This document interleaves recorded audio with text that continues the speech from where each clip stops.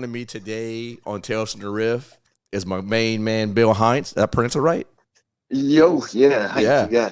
got My man Bill is just about in every single band in New Orleans, for crying out loud. it. Quite a few.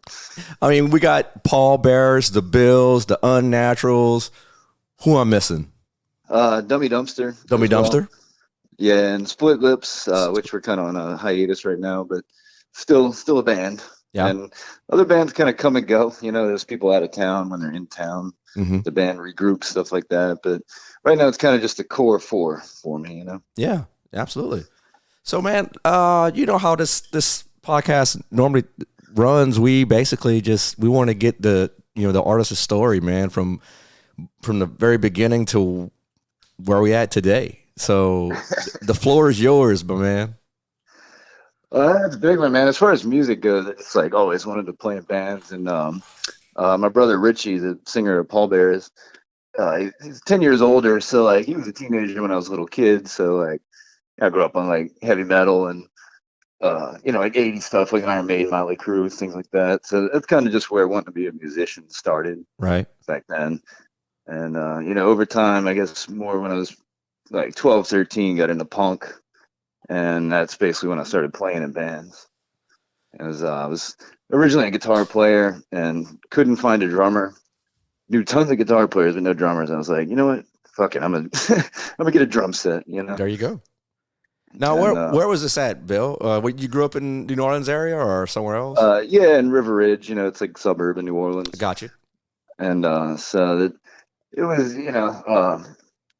I don't know, like the only skate punk in River Ridge. I felt like, No, come I had a on. couple friends, but like, stuck out like a sore thumb, basically. But yeah, it was like when I was about 12 or 13, me and some friends in River Ridge formed the Leftovers. That was like my first band, and it was like three-piece punk band, and I basically learned how to play drums from listening to Misfits Walk Among Us. Hell I was yeah. like, well, I could do that. So kind of just did the same beat for about a year, and then eventually it caught on and it started to take off, kind of. Yeah. And And so how did the surf rock get infused with what you're doing today? that I guess through my teen years, because I like had heard surf through my dad, like the Ventures and things like that. Mm-hmm.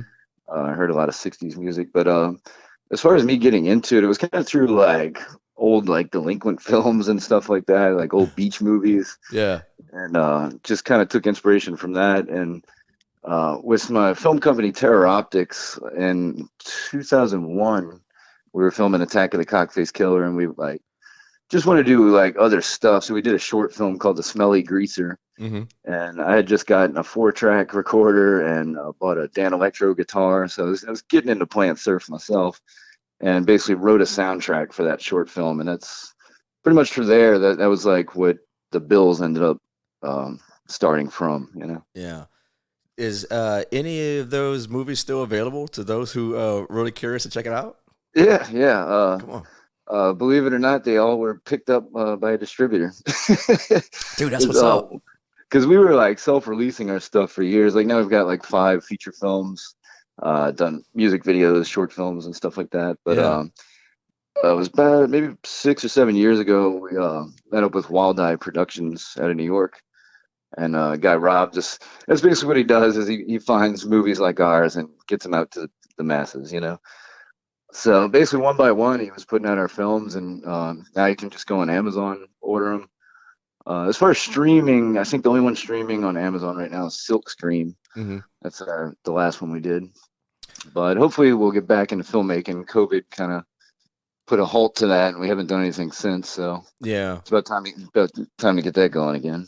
Yeah. I mean, I remember like just before COVID, Sammy Dewey, who was in the Cockface Killer. He had those bit parts, and it was the stuff of legend. People like I remember seeing it whenever it came out. I think I was at the dungeon in the quarter. Oh yeah, and yeah. and it was behind the bar, and it was streaming. I was like, what is this? And one of the locals who knew better than I did at the time was like, this is Cockface Killer, man. I was like, oh shit. And I was like, there's fucking Sammy in there. I was like, dude, I know that guy from Asabat. What the fuck? And Yeah. and Yeah, then it's cool, man. We've had a lot of musicians do cameos and it's stuff fucking in our awesome. movies.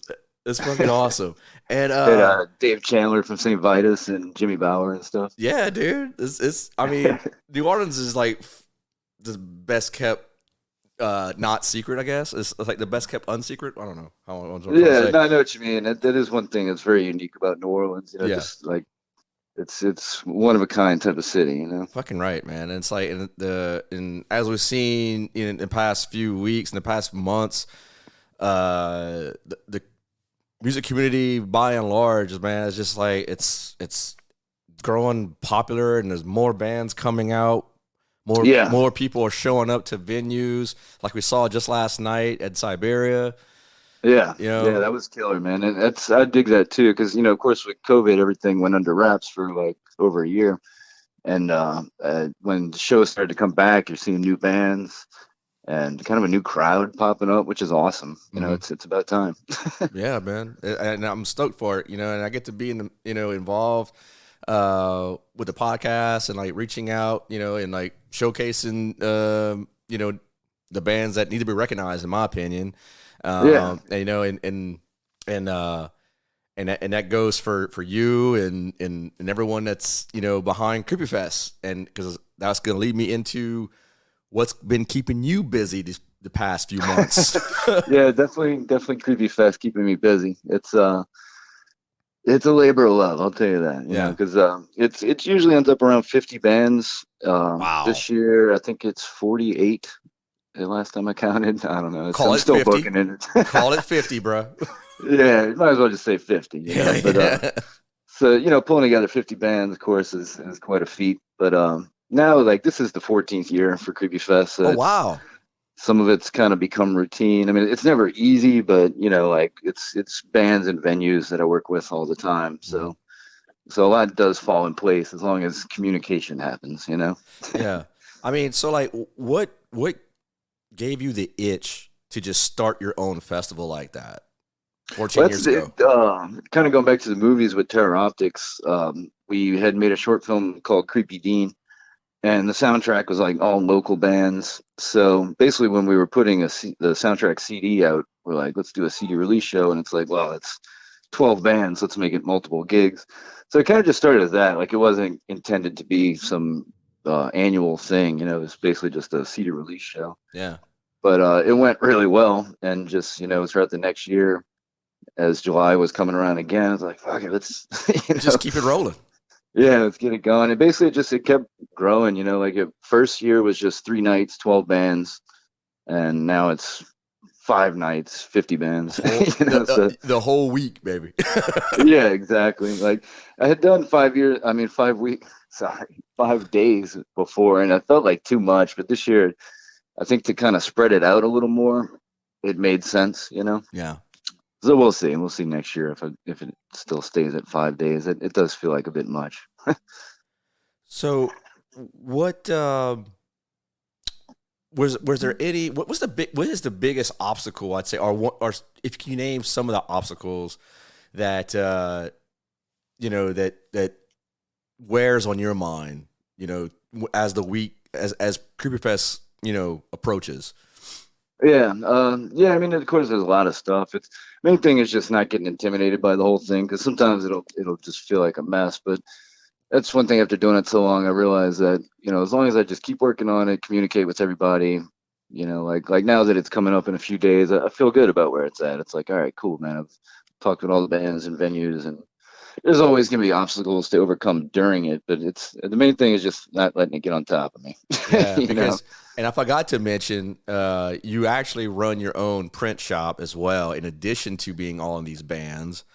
Yeah. So the shirts for Creepy Fest, and I print for a lot of the bands too. Yeah, so I mean, it's a busy season for me. Definitely, and I think it's not going to slow down anytime soon for you, because I mean, we're just mid-July here, and and people are booking shows till October that I've seen so far. Yeah, it's true. I mean, usually things slow down in New Orleans during the summertime, but which that's going to happen naturally. But as far as shows, I mean, we're looking pretty good. There's a lot of stuff coming through town, Yeah. and a lot of local people booking stuff.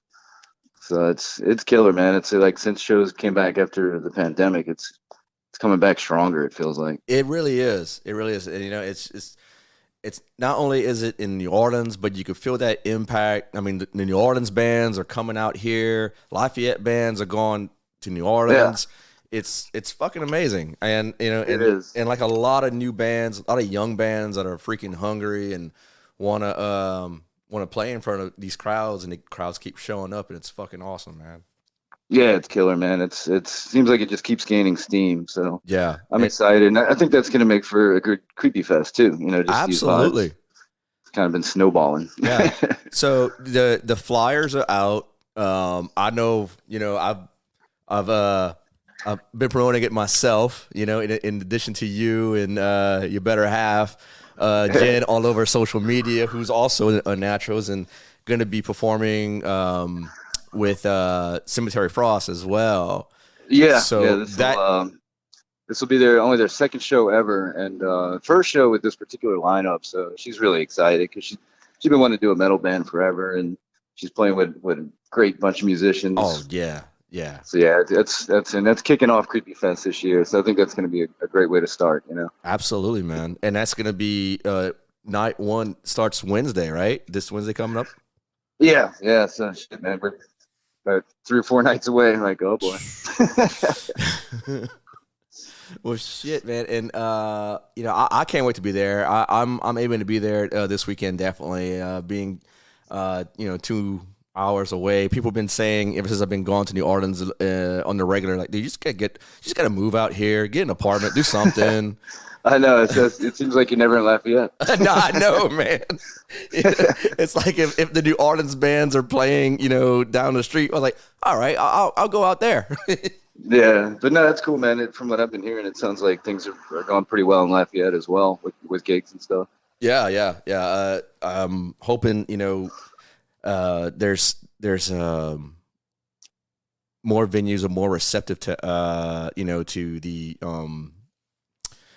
underground music. Yeah, like more heavy bands and stuff. Right. Heavier bands, and because it just seems like there's maybe maybe 3 places on the top of my head that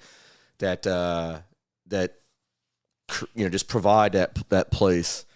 And so yeah, and that's as far as like the venues in New Orleans. That's of course like basically what decides where Creepy Fest takes place. It's since I'm playing all year, it's the venues that treat the bands right. That book a lot of punk and metal and surf and stuff like that. And you only got so many of them. Yeah, because we just lost One Eye Jacks and Circle Bar and Portside.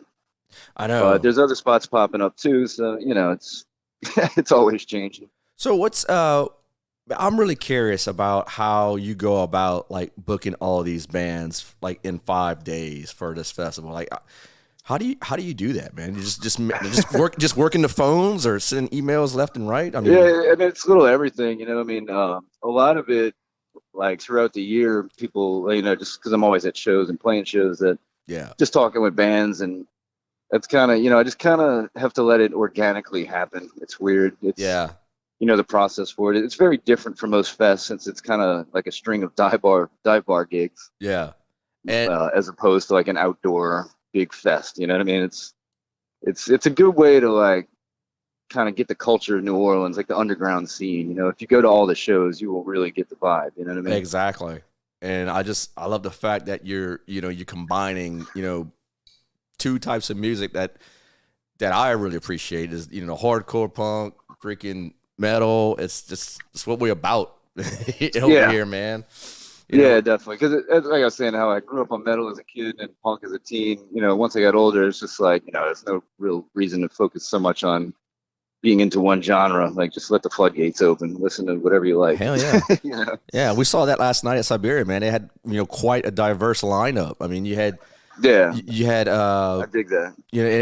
I dig it too. You had We Don't Belong Here, followed by Udex, the young Death Thrashers and Heraclean, and then fucking closing it out was, with Writhings. Was Writhings, man. I mean, I was telling my wife, I was like, she like Sean, the lead singer of Ridings, he's always, we hang out, and she's always known Sean just to be the sweet guy, real, Till he gets on stage. till he gets on stage, man. He's like a fucking full blown caveman, just getting it.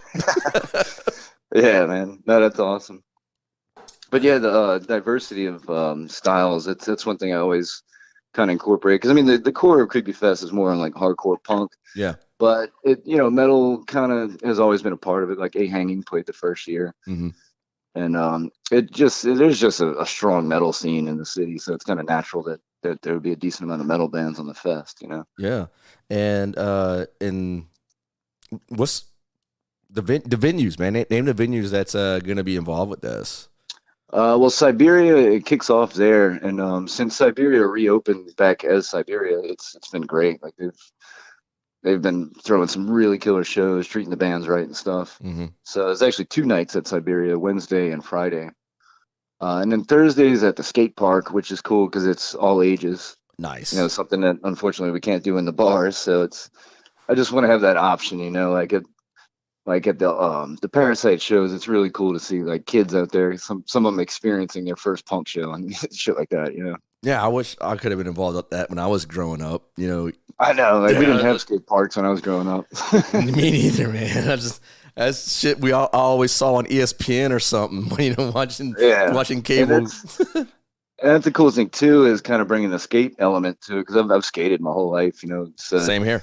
Having that aspect to it is awesome, and I used to do more like film screenings with the fest, which is kind of sort of trickled away, I guess, because it's so much work, like extra work, But hopefully next year I'll bring that back, like the movie screenings.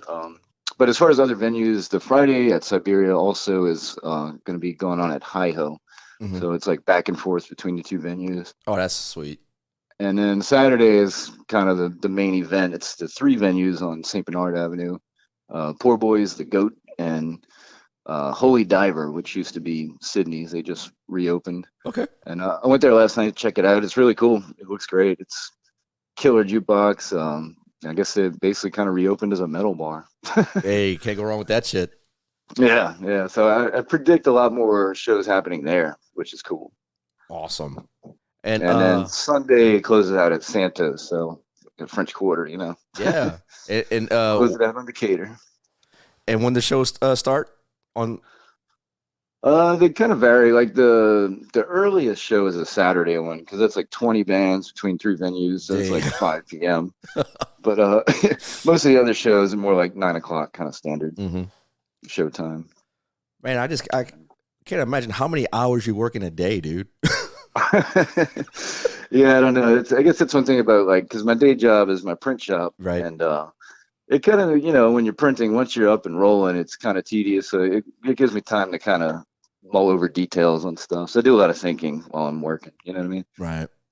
And that's kind of where a lot of the ideas for Creepy Fest come from. It's just that spare time while I'm working, just to be able to think, Yeah, and you were talking about earlier how you just like to let things kind of just flow organically and just let things kind of happen, through networking. And I was a witness to that just last night, Yeah, exactly. And I'm hoping that who we were talking to last night, they're able to commit to it, man. And I hope it's a great fit for y'all. Totally. And that's an example of these last minute changes too, because it's like the fest, it starts in a few days, and it's like, man, I'm still trying to finalize things. But that's why I don't do the t-shirt design until like a couple days before, so that way the band names on the shirt are That's accurate. Smart thinking. Which it's always crunch time, it's like, we're just barely getting things done in time, but that's nature of the beast, Absolutely. Shit. So on a personal note, who are you looking forward to see, man? Like, is there any anyone? Yeah, I mean, there's definitely some highlights. Verbal Abuse is, of course, a big highlight for me, because that's a band I've listened to forever, and they've just been such an influential band towards hardcore punk in general. And since they're living in Houston, it's not too far to get them to come over here. Oh no, not at all. So they're pretty much like the main headliner for the whole fest. But the same show with Verbal Abuse, Die Rots is playing, and it's pretty much my favorite local band. That's my buddies. I love them guys, and they have kind of been on a hiatus, so it's cool that they're getting back together for the fest. And might even have D Slut from the Sluts joining them, so it might be some New Orleans punk history going down that night. Man, see, I'm gonna be schooled because, man, like, I've always gravitated towards the extreme metal side of things, and Yeah.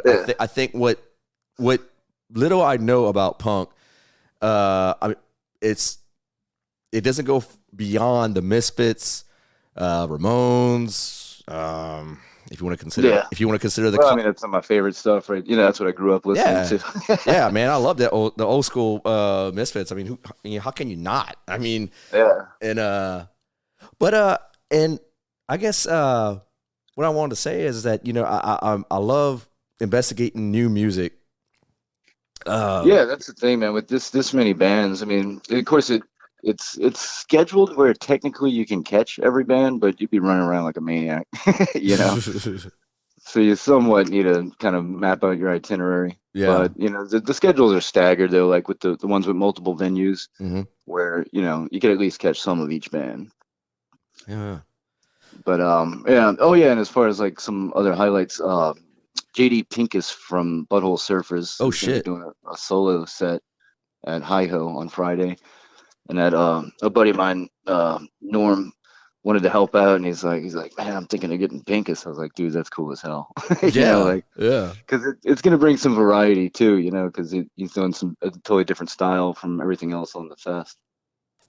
But So it's cool, man. that is cool, that's gonna man. be awesome. You got definitely have the fucking who's who of New Orleans participating in this fest. Yeah, I And, mean that's the core of it, of course, is all the local bands, yeah, and and I'm shit, man. I'm just real stoked. I was telling this to Jen last night, man. I was like really stoked that I could be a part of this, and in a small little way, just helping promote or interviewing you and getting the story, yeah. getting the story behind it. I mean, I find that's the kind of shit that I get excited about. So. Yeah, well, I appreciate it too, man. Hey, cool no as hell. problem, man. No problem at all. I appreciate y'all having me. And Hell yeah. but what I want to say, so Paul Bears is playing and Yeah, Unnaturals is playing. So you got two bands definitely playing in Creepy Fest. yeah, I'm doing 4 sets. 4 sets. It's Paul Bears, Unnaturals, The Bills, and Dummy Dumpster. But basically the way I got it set up is I have a couple nights off. Oh, hey, there you go. Like, so because it does kind of get in the way if I got to play a set. Like it gets in the way as far as like running the event. Mm-hmm. So I got to basically kind of work around that. You know what I mean? Absolutely.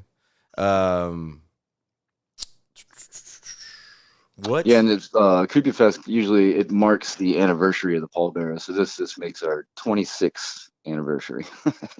Wow. Been in that band since I was in high school. Dude, that's some longevity right there. It really is, man. Because it's my brother's things, so since we're brothers, I guess it's how the band has stayed together so long, Uh-huh. And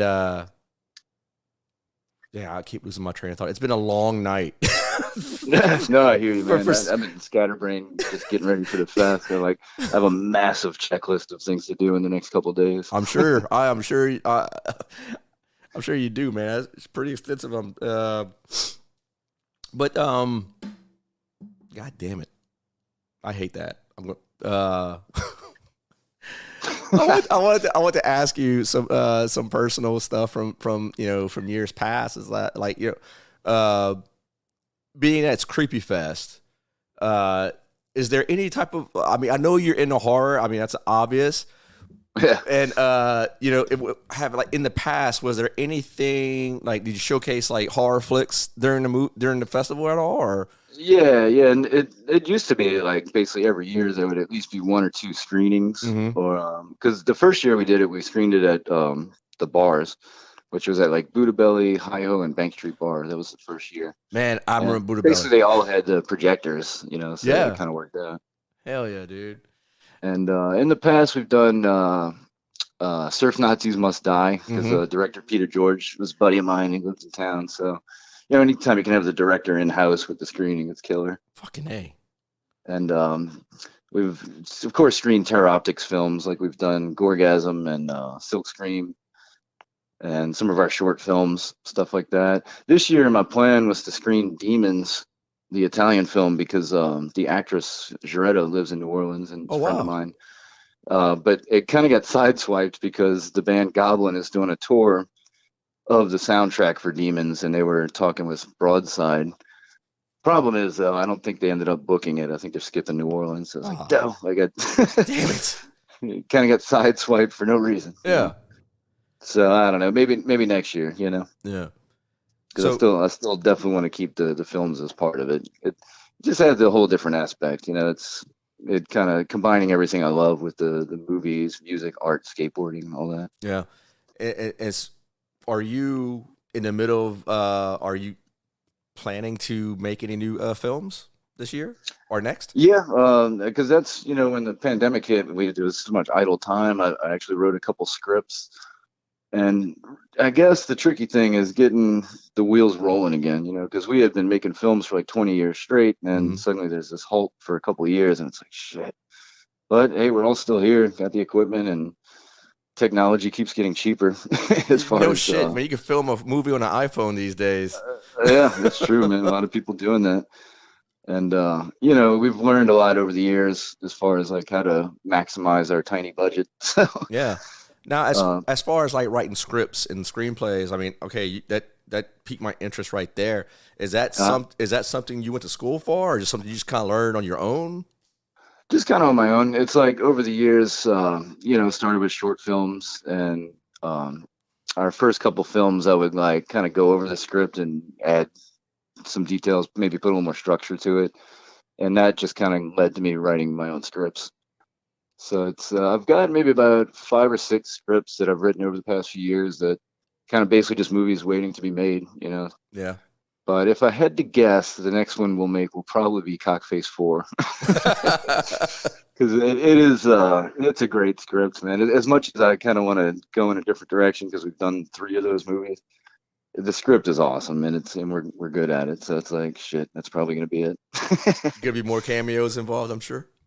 Oh yeah, yeah, definitely. In fact, the way the script's written, there's plenty of room for stuff like that. So hopefully this year, like right now I'm in the phase where like once I get through Creepy Fest, that's kind of what I want to focus on is, what's it going to take to make another film? I'm just spitballing here, but man, if you want the creative mind bouncing ideas off you, dude, I, I got a sick, demented mind like you wouldn't believe. Hell yeah, man! We'll have to collaborate on a script or something. Shit, yes. In fact, I was on the way back to Lafayette this afternoon. I was telling my wife, I was like, man, a lot of people do all of these fucking the prequels and sequels to like these movies that don't really need it. Right. Like got these a picture like a movie like Point Break. And right. Yeah, and reboot. they did a reboot, and I was like, that was unnecessary. If anything, I would have liked to see a prequel of like how Bodie and his brother got involved with Rosie, the fucking maniac. Oh man. Because Rosie had a small part, but he had a big impact. Yeah. On that plot line. Yeah, that would be awesome, man. That's a good call. Yeah, I wish they were doing things like that more so than remakes. Yeah. Because like some of these remakes are just pointless. Yeah, I can't stand it. And then, like you're turning Star Wars into this nice little Disney package that just doesn't sit well with a lot of the purists, like myself. Yeah, right. Yeah, people that grew up watching it as a kid and stuff like that. Mm-hmm. Yeah, it's true, man. Because there's definitely no lack of original ideas. It's just a lot of these bigger companies putting out the movies are more concerned about just getting that immediate hit of finances right away. What you need to do is make up your own line of superheroes. That's all the rage right now. Like Marvel and DC, dude. You can jump on that. Yeah, you're right. Hey, Cockface Killer's a superhero, right? Right. he needs a team, though.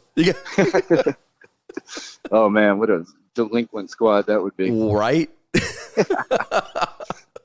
Yeah, but no, with the script I wrote for part 4 on Cockface, though, man, it's got some really fun ideas. It'd be a really fun movie to shoot. So that's Yeah, that's what I'm saying, man. After Creepy Fest, I'm hoping that will be the next project. You Dude, know? fucking A, dude. I'd be like to walk on set and see what goes on behind the scenes. Oh, it's always a That'd blast. be sick. Been Oh, kind of stir crazy not making films lately though, so I got the itch. Got to get back into that. yeah, man. I mean, I can tell you are definitely one individual that thrives on ideas and creativity. I mean, you can just tell that in all the music you play, Oh yeah, the stuff appreciate it, you're man. involved with. I mean, I even failed to mention that you're involved with the Days of Confused cast, Yeah, the uh, rock opera the with rock opera that y'all glam do. rock super fun. Yes, yes. Yeah, that's such a fun production, and Jen usually does most of the productions too. Like they have The Crow coming up in Mm-hmm. October. But I usually just do Days because I just me and my buddies watch that so much as teenagers. I know that movie by heart. Oh yeah. Oh, I mean, And yeah. like being part of the production is it's one of the most fun things I've ever done. So yeah, I definitely recommend people check out these rock operas that Jesse Tripp puts on. They're pretty amazing. Absolutely. You have to catch it when you can. I failed miserably to catch the rock opera, and I didn't realize that you had to buy some tickets in advance, so I failed miserably on that end. Yeah, it's they usually take place at Always Lounge, so it's kind of limited seating, but they'll do Hmm. like 4 nights in a row.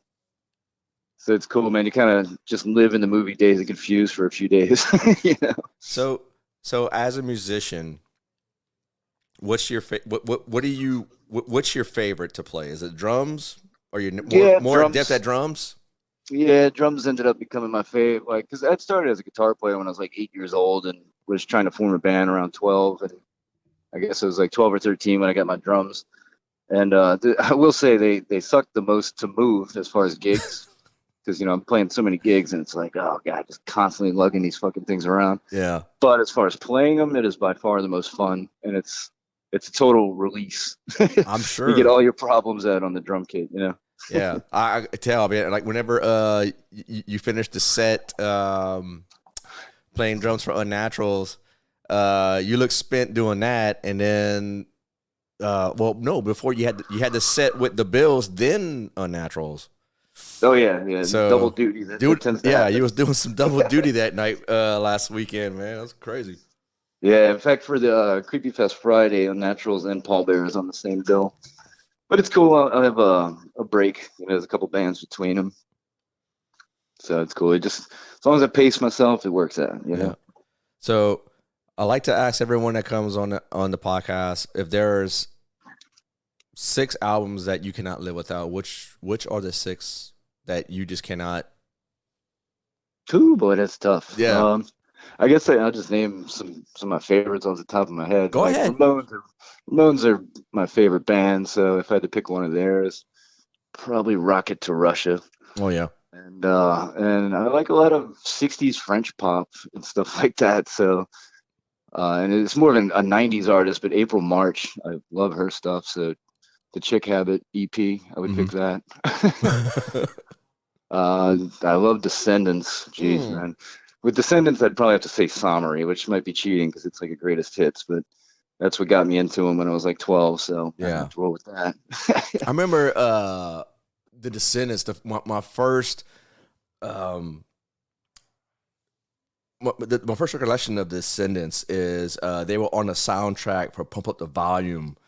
Oh yeah, That dude, it's funny. I just watched that yesterday. dude, it's such a great movie. Such a great Great movie. soundtrack too, man. You Hell got yes. Pixies, Henry Rollins with Bad Concrete Brains, Blonde. Sonic Youth. Oh yeah, a lot. Yeah, It it's was kind of a dorky film, but I love it, man. When it came yeah. out, I was all about it. I know. Like whenever you're young and impressionable, dude, it was like, dude, he's standing Yeah, up for what he fucking believes in. He's yeah. yes. And that is where I first heard Descendants. I was like, man, Oh, you whatever band too. that is, it sounds fucking hilarious. Yeah, yeah. Shit, dude. That's the shit, man. But some other records, I would say Rocky Erickson, The Evil One. That Mm-hmm. is just phenomenal. Very hard to beat that. Yeah, such a brilliant fucking guitar L7, player. Bricks Are Heavy might be my favorite album out of everything. Really? Yeah, I Damn. just love L7. They're like a close second favorite band for me. Like it's Ramones and L7 are kind of neck and neck. Dude, I never would have guessed that. That's basically my biggest dream for Creepy Fest is to get L7 to come play. I And saw I've been chiseling at that for years. The problem is the guarantee is a little out of my budget, so I need to get some backing on that. Well, So yeah, hopefully we can get some more sponsors for you in the years to come, man, and just like try to shoulder that load with you. yeah, totally. Because I never really reached out to get money. The sponsorship, it helps with promotion and stuff like that. But this for next year, if I'm gonna get L7, I'm gonna have to reach out. Yeah, man. Because I saw that it just recently they've been like sort of like doing some reunion or some like just got Yeah, back they've been together. busy Yeah. because they put a new record out a few years back Mm-hmm. and been touring. I had to go to Atlanta to see them, but they are still ripping. They're great. And okay, so wait, one more record. One more. Jeez, that's tough. I guess Subhumans, The Day the Country Died. As far as just great English punk rock, I love that album. That's 6, baby. Yeah, I feel pretty solid about those 6. Yeah. Shit. Why not? But yeah, man. And speaking of records, man, all my bands are working on stuff right now. Like Unnaturals have a whole brand new record recorded. We basically just got to do all the, get the cover together and put it out. Oh, like the final details, everything?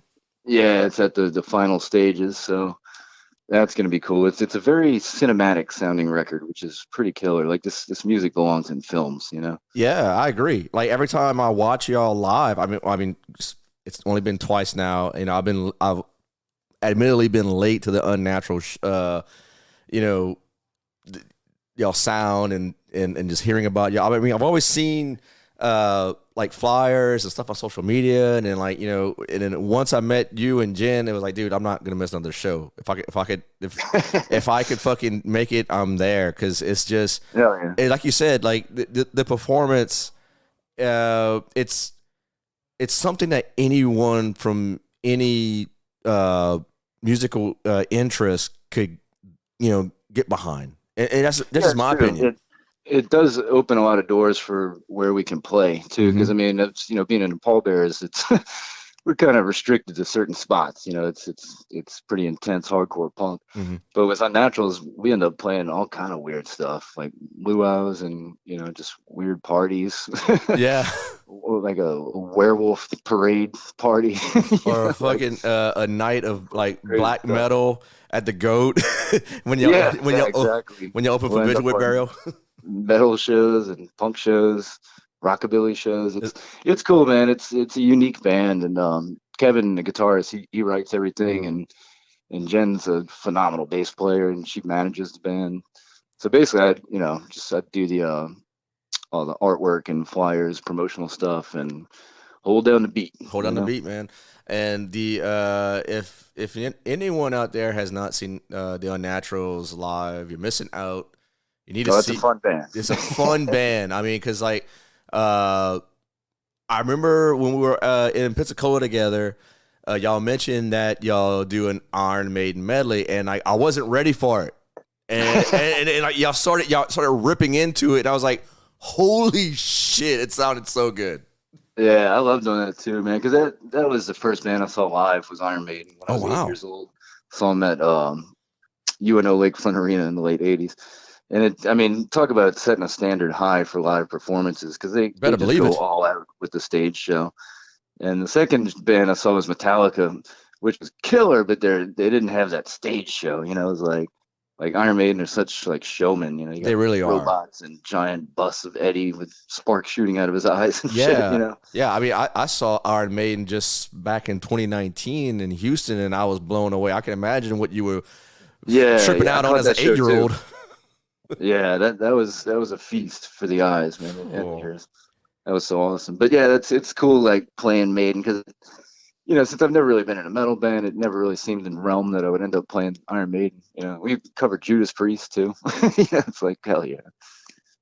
It's good variety with the band. Like we'll cover like punk, like Dead Kennedys and Sex Pistols, and then do like Judas Priest and Iron Maiden, Motorhead.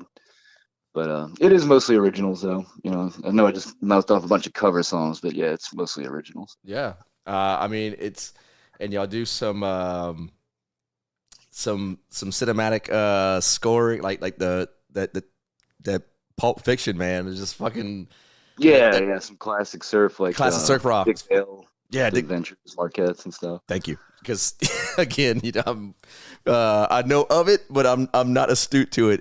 But man, it's like I keep going back and I'm like, I just learn, and I just appreciate it more and more. That's for sure. Yeah, and I dig it too, man. Because like playing in punk bands my whole life, like surf drums are it's pretty energetic. I mean, it's a pretty distinct beat, but it's energetic like punk, you know. Hmm. So it was a good fit, and I dig playing it. Hell yeah.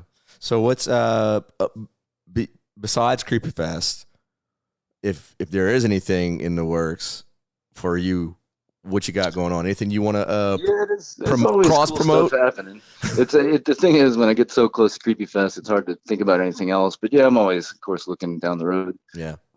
Got some bigger shows coming through town. Gutter Mouse, the Rattlescents, and I'm doing a show at Santos in October, which I guess now is going to become an annual thing because we did it last year. Mm-hmm. Which is basically it's a mass band ball type show where Oh, like where a band will pick another band and cover. So Unnaturals did a 70s Alice Cooper set, which was phenomenal. damn. It was so fun. Like basically Jen just sang, so we had our buddy Roy come in and play bass Uh and added an extra guitar player. So basically we became a six piece huh. and did all 70s Alice Cooper, like went all out with the costumes and all. And also have a side band doing a Ramones set, which that is so much fun because it's just, playing your favorite band songs. Can't beat that. Hell yeah, dude. Well, So, man. but that's gonna be October, the Friday before Halloween. Uh Uh, so yeah, I'm gonna be working on that next. Get the cover sets together, and otherwise, basically, just keeping the local shows going. Like a lot of the venues that are on Creepy Fest, that's mostly where I book all year. hmm. So yeah, I'll be at Siberia a lot in Santos, the goat. Yep. So those of everyone who out there who don't know Bill, really engaging dude, really easygoing. If you can't tell already, if you want to play somewhere in New Orleans and just approach Bill. He'd probably make it happen. Yeah, hit me up. I mean, if it's something I can't take on, I can at least point people in the right direction. Because I end up doing that a lot. Like, I can only book so much because Yeah. I'm not necessarily strictly a promoter. Right, I'm right. more focused on the bands myself. But Yeah. end up doing a lot of promoting. So if it's something I can't take on, I'll at least let them know the right venues and bands to get in touch with, stuff like that. So always want to help. You know what I mean? Yeah. So when y'all coming to Lafayette, man? Hopefully soon. It's been a while since I've been out there. Yeah. And I think I was talking to my buddy Howie that plays in Pure Filth. Yeah. We're probably going to go out there August or September. So we'll probably see you soon. Hell yes. Well, I'm gonna see you sooner than that because I'll be in New Orleans next weekend again for Creepy Yes, Fest. indeed. And Yeah, man. hopefully, I'll spill the beans already, but I'm hoping to do actually my first live podcast stream from the festival. Oh, that would be killer. Yeah. That would be awesome. Yeah, I figured out how to do it. So if any of the venues have a pretty good Wi-Fi signal, I think we be good to go. Hell yeah. Awesome, man. Yeah, let me know if there's anything you need, any details with the venues or something I can help there. Man, I got completely mobile equipment. I just bring my laptop, Wi-Fi, set it up, boom, we're ready to roll. Awesome, man. Yeah, that'd be killer. I hope that happens. Yeah, if I go there, it'll happen, man. It'll happen for sure. Hell yeah. And so, Bill, I'm looking forward to Creepy Fest. It was Yeah, man. I appreciate great. it, buddy. It's I know you're a busy man, so I'm not gonna take too much of your time. I know you got a lot going on, and I'm looking forward to this week, man. Hell yeah. Awesome, man. I appreciate this. And I definitely want to take time to thank everyone that helps me do this crazy festival every year, because it's like, of course, kind of constructed, but like Yes. Jen helps me a lot with finalizing details and talking with the clubs and bartenders and sound guys and all the bands. There's a lot of moving pieces. So Yeah. I'm very grateful for all the help. You know what I mean? Fucking right, man. If anything more I could do, just let me know too, man. Hell yeah, brother. We'll do. All right, man. Well, shit. Fucking Bill Heintz, everyone. And shit, be at Creepy Fest. It starts Wednesday night and it runs through Sunday. It's going to be a hell of a fucking time. Yeah, and pretty much all the info is on Facebook, just Facebook.com/CreepyFest. Oh, yeah. I'm going to be tagging the shit out of it. If anyone needs some details, and Instagram, I just do the hashtag CreepyFest, so you can find stuff that way on Instagram. Hell yeah, dude. Cool. I appreciate it, my brother, helping spread the word. Absolutely, man. Anytime. Cool, And man. Well, I'll see you Wednesday or what? I'll If probably maybe Thursday or Friday, definitely. Okay, cool. Yeah, the skate park's gonna be a blast too. Hell yeah, dude. All right, Bill. Well, cool, brother. All right, I man. appreciate it, dude. You got it, and we'll see you Friday. That's right.